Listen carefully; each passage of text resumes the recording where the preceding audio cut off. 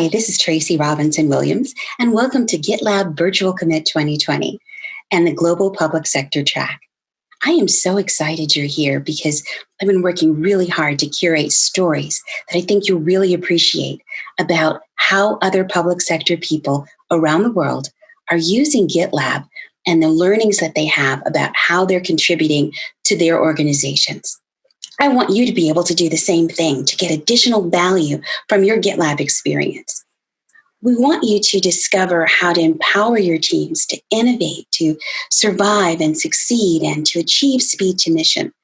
This is all about delivering faster by streamlining your development without compromising security. So I hope that we can interact throughout the day and you can contribute to the conversation in chats through the Zoom or in this issue below. Remember, wherever you are, whomever you are, whatever you do, you belong here.